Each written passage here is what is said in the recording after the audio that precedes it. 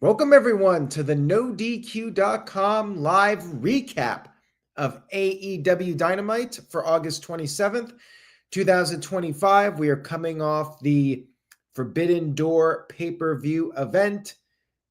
AEW took place this week in Philadelphia, Pennsylvania at the old ECW Arena, now known as the 2300 Arena.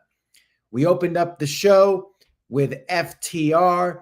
They were having some mic issues. We had bald chants. We had shut the F up chants. Dax Harwood said that the illegal man pinned him at Forbidden Door. He confronted the referee from that match, Paul Turner, told Turner to admit that he was wrong and reversed the decision. Turner said referee's decision is final. Stokely got in Paul Turner's face, shoved him, and then Adam Copeland ran down, provided a distraction.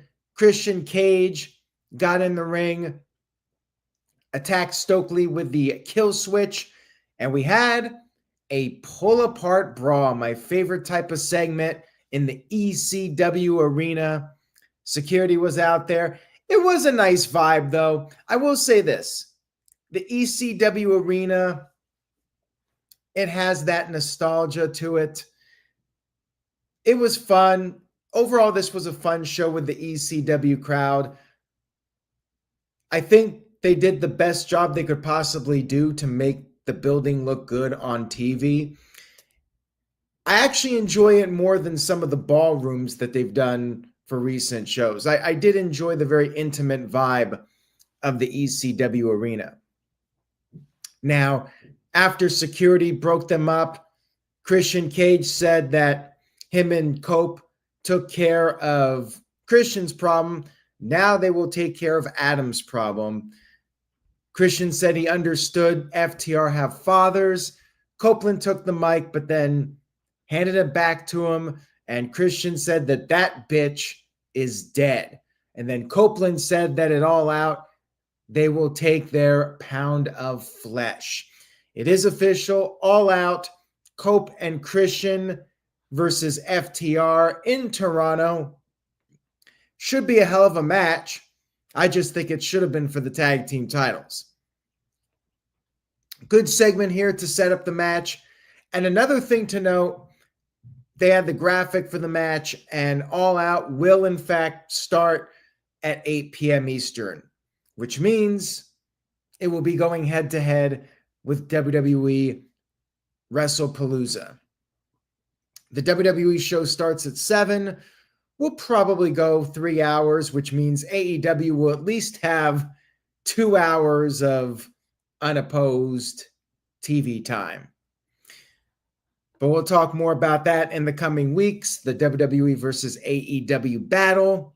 It is on. They're not moving it to an earlier time.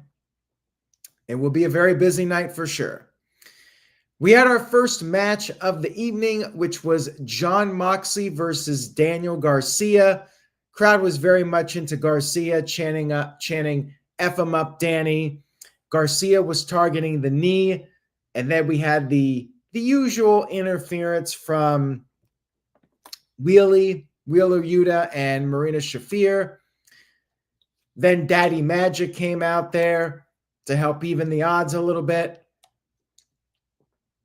After the commercial break, Garcia delivered a superplex. He put on a single leg crab, trying to again target the knee, but Moxley got to the rope. And then Moxley took control with a DDT on the ring steps.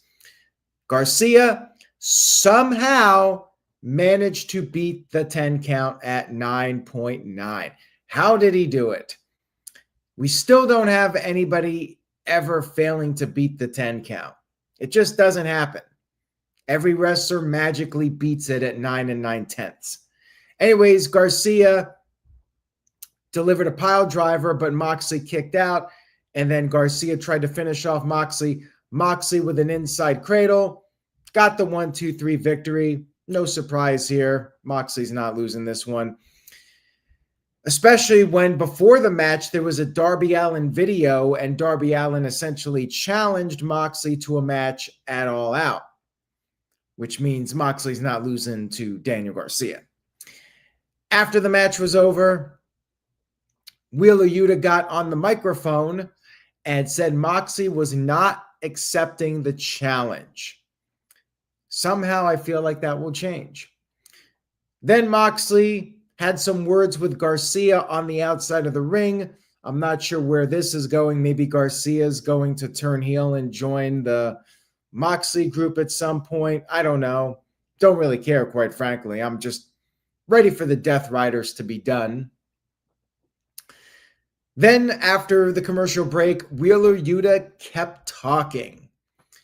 He was getting good heat, though, I will say that. He said that the fans disrespected him, but now he realizes that their cheers do not mean jack shit, because look what happened to Will Ospreay and Chuck Taylor and Bryan Danielson. He said he slayed the dragon. Now, I was thinking, is Bryan Danielson going to come out there and kick his head in? We did get the lights going out, and it ended up being Hook. Hook came out there, and he had one of the worst entrance music I ever heard. It rivals Def Rebel for how bad it was. It sounded like if Frank Sinatra at 80 or 90 years old was trying to do a rap track and do his lounge singing over a hip hop song. It was so bad, and it just doesn't work for a wrestling character, in my opinion. Yeah, I was not a fan of his music whatsoever, and they kept playing it as he went out there, and he put the red rum onto Wheeler Yuta. I wonder if they'll change it, because Mina Shirakawa had new music and people complained, and Tony Khan changed it. We did not get any tweet from him this week, though, so we'll see if he does, in fact, end up changing it or not. But this was bad. Bad music choice. Hook coming back is fine, but when Yuta name drops Bryan Danielson and you get Hook, I don't know, a little bit of a letdown.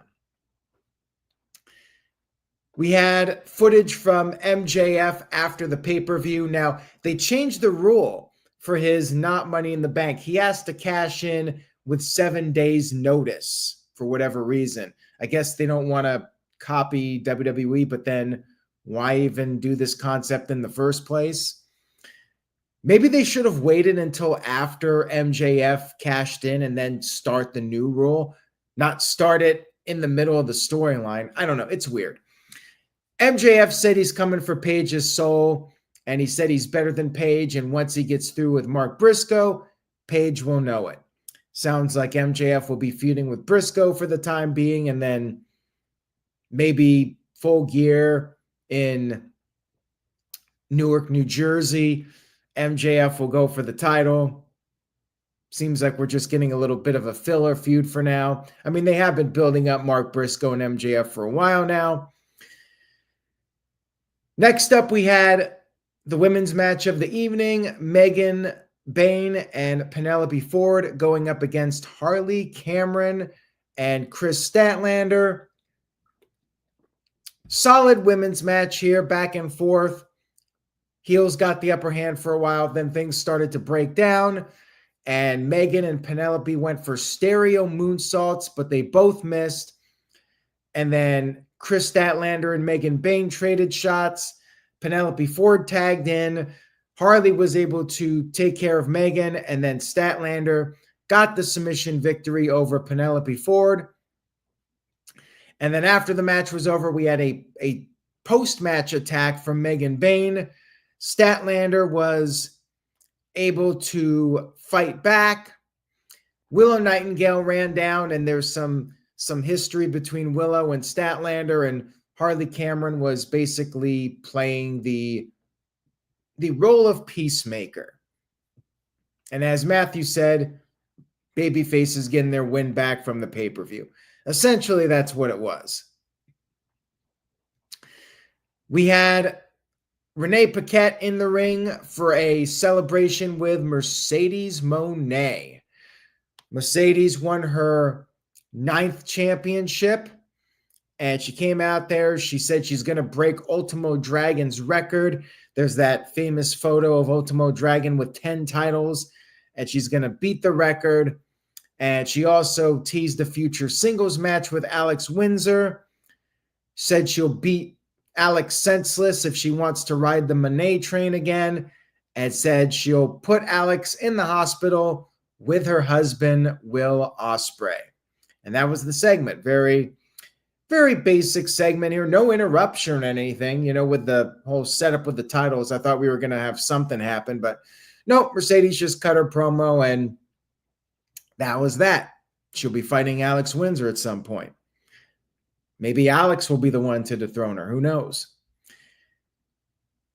Next up, we had an 8-man tag team match. Don Callis family. Callis had his bodyguard Wardlow out there, but it was Hechicero, Josh Alexander, Takeshita, and Okada against Jet Speed, Brodito, the new tag team champions. We got a Ring of Honor show coming up, so they had Hechicero and Bandito going at it because they'll be wrestling for the ROH title. And then the main storyline of this match was Okada and Takeshita are having issues now, and they were miscommunicating a few times during the match, and there was even a tease like they got face to face, and then the baby faces came in and broke it up. And then Alexander gained the upper hand on Speedball, ended up scoring the pinfall victory, which surprised me. I thought Alexander would be taking the L here. He actually got the win. So there you go. Josh Alexander picks up a win on Dynamite. Good for him. Pretty entertaining match. It was good. I'm interested in the Okada and Takeshita storyline. I mean, they got too many people in this damn Don Callis faction. I mean, Callis even joked that he's got like half the locker room in his faction now. They can get a couple guys out of there, and I don't know who's going to be turning, but I feel like Takeshita will be going babyface. They already teased something with Takeshita and Wardlow. Seems like Takeshita will be the one on the outs at some point, and I think that's probably the right call. For the sake of Takeshita, I think it's best for him to get out of that faction. I mean, for a lot of them, really, I feel like for most of them, it's just, hey, we don't have anything to do with you. We're just going to throw you with Don Callis. We had the world champion, Hangman Adam Page, come into the ring for a promo. He thanked Will Ospreay and wished Ospreay well, said Ospreay will be missed, and even said maybe Ospreay can come back and challenge Page for the world championship. MJF was brought up, and Page said that MJF failed. Now, MJF has to give a 7-day notice to sign his contract, and when he does, Page will beat his ass before the ink even dries. We had Don Callis coming back out there, and he said that Page took the title from him, Don Callis, because Don Callis had a weakling who was defending the title for him, that, of course, being Kenny Omega. Callis wants the title back in the family, and then he brought out his family. They surrounded the ring.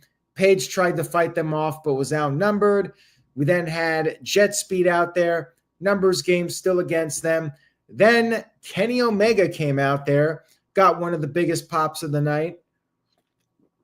Page and Omega worked together, cleared the ring, got rid of Lance Archer, and even hugged each other. So they are back on the same page. And Tony Khan did announce another 8-man tag match for next week. Omega, Page, teaming up with Jet Speed against the Don Callis family. Tony Khan's loving his 8-man tag team matches right now. Just saying. Although I think the Bucks will be teaming up with actually, it's not the Don Callis family. I stand corrected. It's Kyle Fletcher, Josh Alexander, and the Young Bucks in an 8-man tag team match. And by the way, Mark Briscoe wants a match with Kyle Fletcher for the TNT title. Mark Briscoe was not there. He was at home and he had a baby with him. So congratulations to Mark Briscoe's family.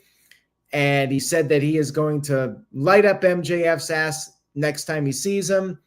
And I'm not sure when the Fletcher match will take place since Fletcher is wrestling next week. But yeah, I'm thinking we will get that match at some point, and then the MJF match with Briscoe could be Wrestle Dream, and they may save that for a little bit. We'll see where they go with that. We had a 6-man tag team match, another multi-way tag match here. Ricochet and the Gates of Agony against the Ops. Samoa Joe, Shibata, and Powerhouse Hobbs.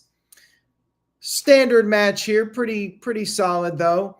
And Ricochet was saved from the Muscle Buster by GOA, and then Ricochet's team was perhaps on the verge of winning, but then MVP hit Ricochet with his cane while the referee was distracted, and Ops got the win, retained the tag team titles, or the trios titles, excuse me.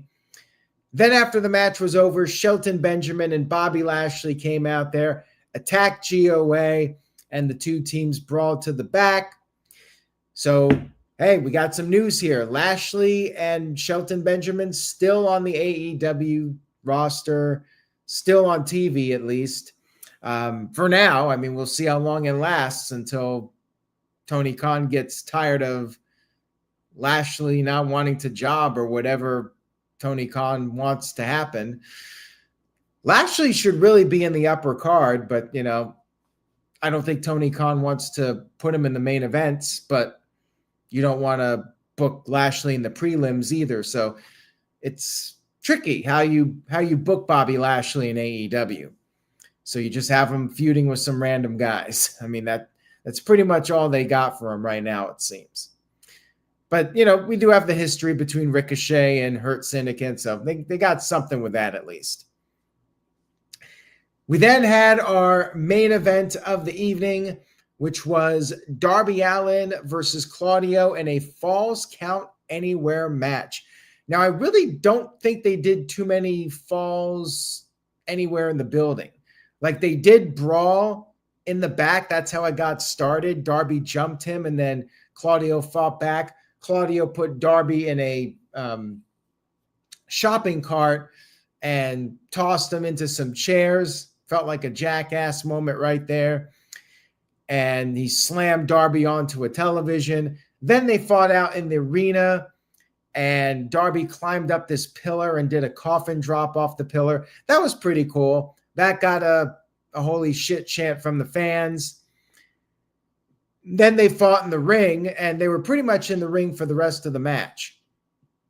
Now, Claudio took Darby, picked him up, and press slammed him over the top rope, sending Darby crashing onto the announce table. It's a classic spot going back to ECW, like Bam Bam Bigelow throwing Spike Dudley or whoever. But we saw a spot like this at Heatwave, and I have to say the Heatwave spot looked more impressive. But it was still a cool little throwback to ECW. Definitely reminded me of Bam Bam Bigelow throwing those guys into the crowd, and Darby taking another crazy bump as he tends to do. Then after the commercial break, we had some tables set up in the ring. Claudio charged at Darby, but crashed through a table. And then Claudio regained the upper hand. He gave Darby a gut wrench suplex off the top through a stack of chairs. And then Claudio powerbombed Darby through a table that was set up in the corner. Darby somehow managed to kick out of this because he is superhuman. And then Darby sent Claudio into an exposed turnbuckle, gave him the code red, but Claudio was able to kick out And then Darby hit not one, but two coffin drops off the top rope and got the 1-2-3 victory over a very game Claudio. No surprise here. I mean, you're building up Moxley and Claudio. Darby's not losing this one. After the match, Moxley and the Death Riders came out there and attacked him. I think it was Moxley, Marina, and Gabe Kidd, whatever his name is. And the crowd was chanting Eddie for Eddie Kingston. They were hoping we would have gotten the Eddie Kingston return, but no Eddie. Instead, Darby just escaped.